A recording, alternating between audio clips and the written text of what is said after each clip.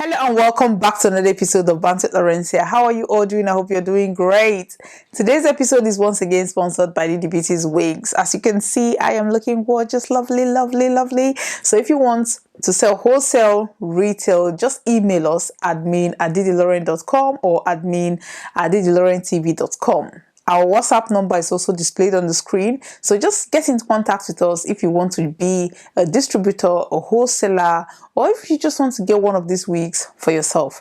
Let us know. We deliver worldwide.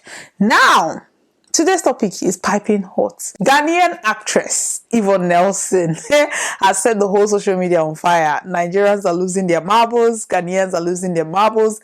Millennials are having a field day on social media because Yvonne decided to put her business out there the way no woman or no celebrity has done before. Yvonne released the book, I Am Not Yvonne Nelson. This book is kind of a tell-all book. She told a whole lot about herself from when she was a child to this present day Yvonne Nelson, but she's saying that she's not Yvonne Nelson. But I think what is buzzing on social media is the fact that she made mention of having an abortion. She said she dated a Ghanaian singer when she was about 24. She was in school. She dated Sarkodie or Sarkodie. She said it wasn't like a serious relationship because according to her, she is attracted to kind of musicians or people in the industry, in the entertainment industry. So she saw him, she liked his music. At that point, Sarkodie was already in a relationship, a long-term relationship. In fact, his childhood sweetheart. So they were dating, who is now his wife, by the way. So they were dating. It wasn't hidden, but she liked him. We don't know the story that Sarkodie told Yvonne Nelson. They started dating. It was a sexual relationship, and she said at some point she missed her monthly flow. She went to the hospital. She confirmed she was pregnant. She went to the she called Sarkodie to tell him that, okay, so we have produced something new. And then Sarkodie was like, oh, that he's not interested because he's still living with his parents. You know, they're all young. I mean, just cast your mind back like 13 years ago. She was young, he was young. They had nothing. They were both just struggling, living with their parents. She was in school. He was trying to make it in the music industry. So these were two people who were not financially ready to raise a child. According to Yvonne Nelson, they both agreed to get rid of the pregnancy. She said Sarkodie actually took her to the hospital but abandoned her there and ran away, which, you know, you might be scared that she might not come out of it alive or something like that. It happens. So she held that grudge, and that was what she wrote in her book. But I don't know why it's getting all that buzz, because Sarkodie has actually sang about this a couple of times in his lyrics.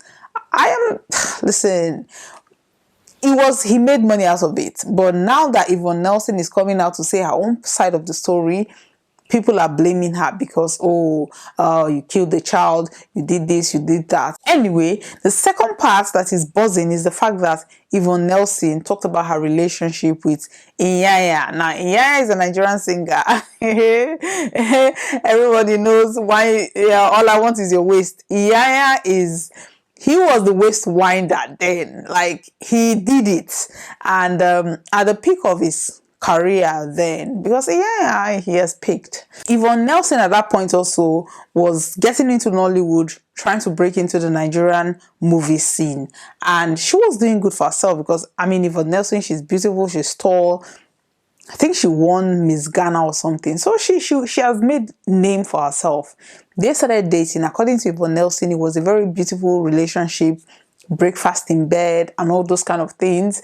And then somebody told her that Iyanya was having a relationship with a particular actress. She later discovered that the said actress was Tonto Dikeh. Now, during this whole time, like over 10 years ago, they actually sat down, Ebuka, rubbing minds with both Iyanya and Tonto Dikeh, and they both denied it. I think Iyanya had an event in London and Tonto Dikeh was kind of the opening act. You know, when she dabbled into music and all that, she fell off the stage. It was a whole blown, like, Tonto Dikeh became a meme at that point in time.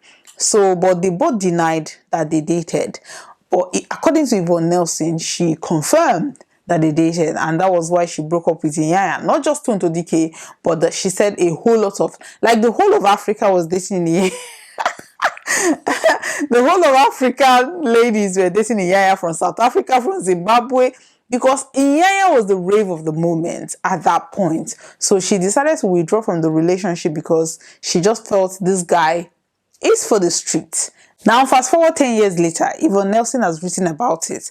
And Your Waist, the music that Iyanya actually mentioned, Tiwa Savage, Tonto Dikeh, and Yvonne Nelson, that has gone viral again. Iyanya is just sitting down, smiling to the banks. Yvonne Nelson is sitting down, counting her coins, because everybody is literally buying the books, downloading the books, because they want to read what she has to say about Sarkodie and Iyanya. Now, I actually read some part of the books because, you know, we're in the computer age. There are PDF flying all over the internet. So I read part of the book, and the thing that made me kind of worry was the fact that people left the points of the book and just focused on the fact that she said she had an abortion, or the fact that she said she slept. These are known facts. We already know that she dated Iyanya. We already know that she dated Sarkodie. The news there is that nobody knew that she had an abortion, and for the fact that Sarkodie is now married to his childhood lover, who he was dating when he had a relationship with Yvonne, or sexual, I don't even know, because Yvonne Nelson said it wasn't like a serious relationship. So they were just, you know, getting it on, and then that happened. So Sarkodie right now will have to explain to his wife how he got entangled in the whole situation. But the real revelation for me is the fact that Yvonne Nelson has never met her dad. And if you know, or you followed Yvonne Nelson's story, you understand that she has always talked about her mom being her hero. Her dad is a deadbeat dad. Her dad never loved her. Her dad never cared about her. She always praised her mom. Now, the shocking thing in this book is the fact that the mother never told her who her real dad is or was, because the Nelson man, this is why she says she is not Yvonne Nelson, because the Nelson man who the mother told her was her dad actually always denied that you're not my child. But Yvonne just believed that according to what the mom has told her, this man is a deadbeat, this man don't want to take responsibility, this man is this man is that. So she just believed everything the mom told her, until the man was very sick. She decided to do a DNA test. She did the first one. It came back negative, like that's not her father. She said she actually had to do the second DNA test to convince herself that this man is actually not my father. And before she could apologize to him, he passed on. Now, she went back to the mother to say, okay, where is my father? And the mother, up till now, doesn't want to reveal who her father is. She talked about the hurt of, you know, feeling rejected, not knowing her father, or, you know, when she was growing up, feeling that her father never wanted her.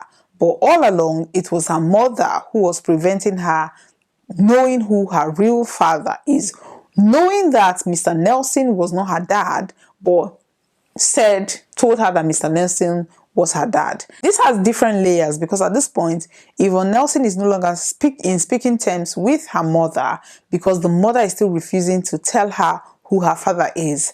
Now, looking at this whole thing, I just feel that let us give the mom like a benefit of doubt, because we don't know.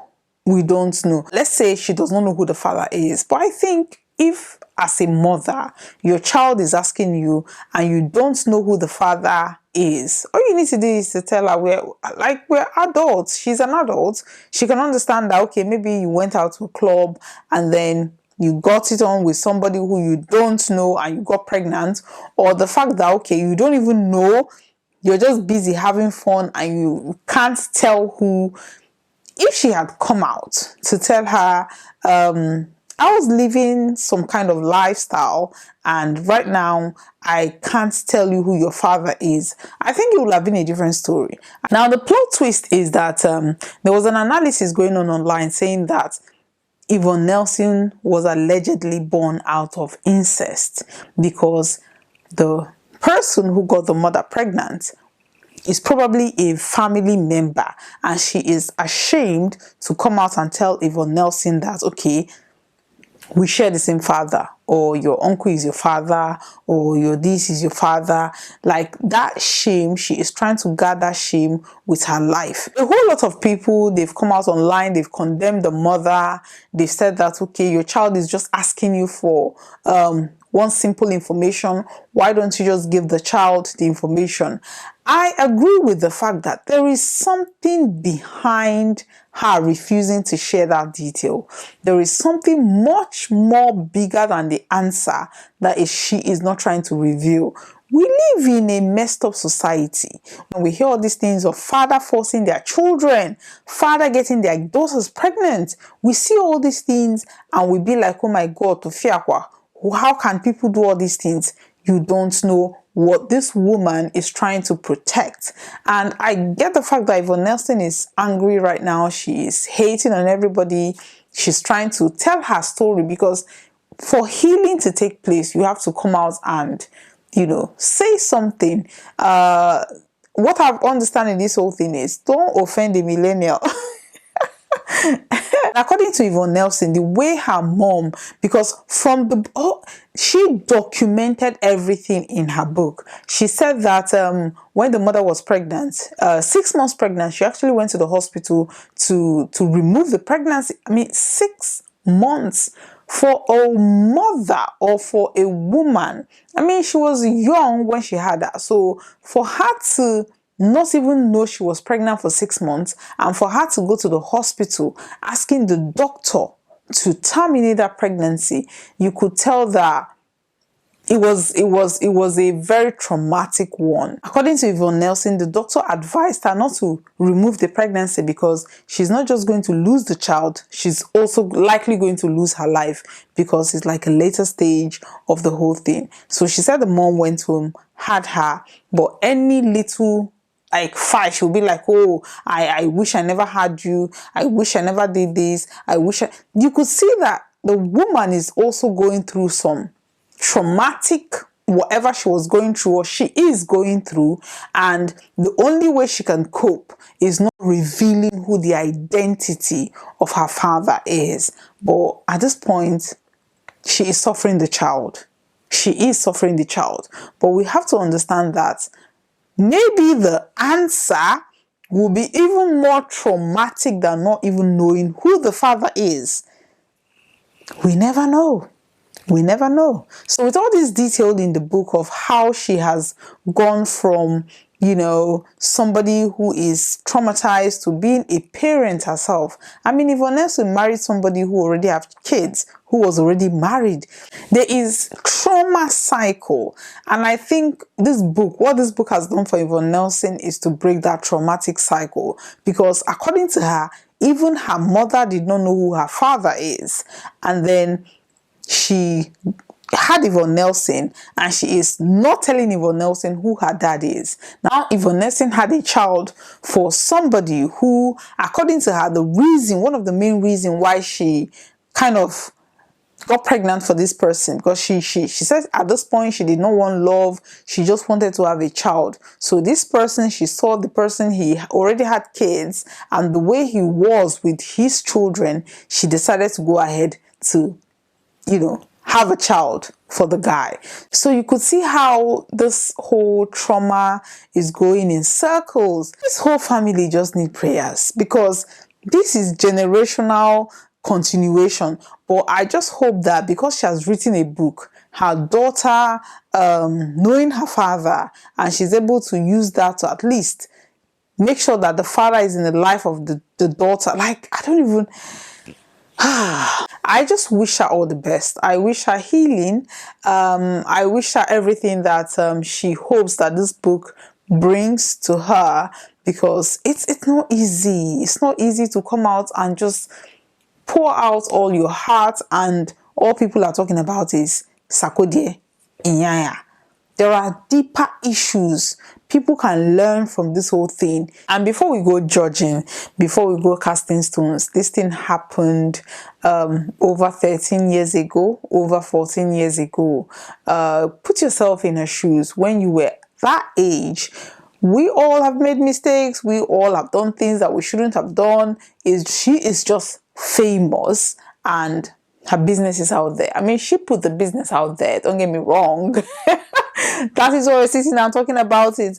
But we should also empathize on her mental state, because for her, it takes a whole lot of courage for somebody to pour their deepest emotions out there. And I wish her all the best. Now, that is all I have to say for today, because I don't know if there's going to be a part 2. Maybe Sarkodie is going to come out and tell his own side of the story. Nobody knows. Let's just wait and see how that happens, or see how that goes. Thank you very much for watching today's episode. Please like, and share, and also subscribe to my channel for more content. Thank you very much. Bye-bye.